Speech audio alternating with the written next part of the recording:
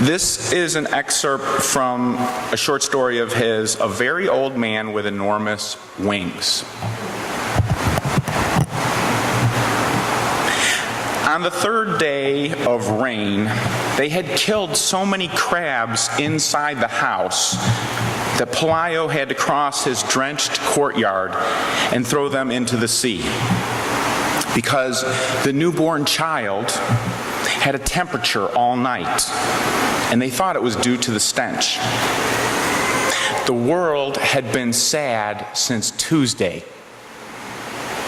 Sea and sky were a single ash-gray thing, and the sands on the beach, which on March nights glimmered like powdered light, had become a stew of mud and rotten shellfish. The light was so weak at noon that when Pelayo was coming back to the house after throwing away the crabs, it was hard for him to see what it was and what was moving and groaning in the rear of the courtyard. He had to go very close to see that it was an old man, a very old man, lying face down in the mud, who, in spite of his tremendous efforts, could not get up. He was impeded by his enormous wings.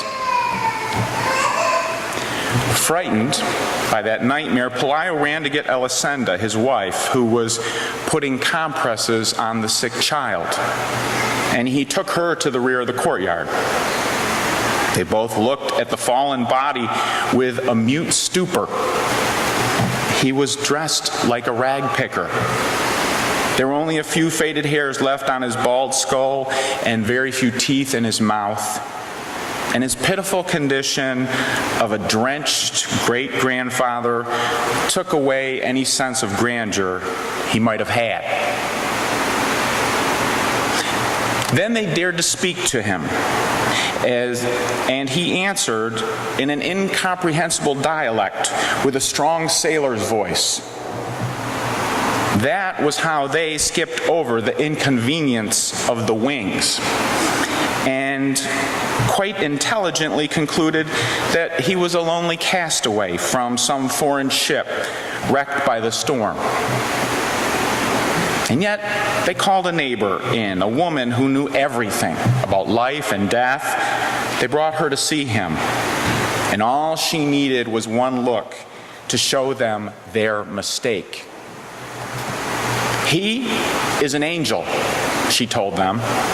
He must have been coming to help the child, but the poor fellow is so old that the rain knocked him down.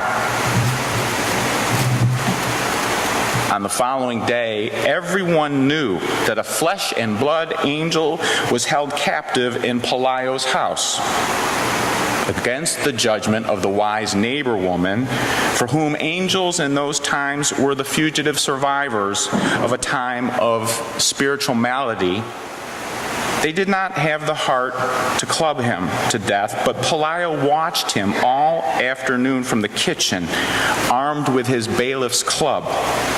And before going to bed, he dragged him out of the mud and locked him up with the hens in the wire chicken coop. In the middle of the night, the rain stopped. Pelayo and Elisenda were still killing crabs.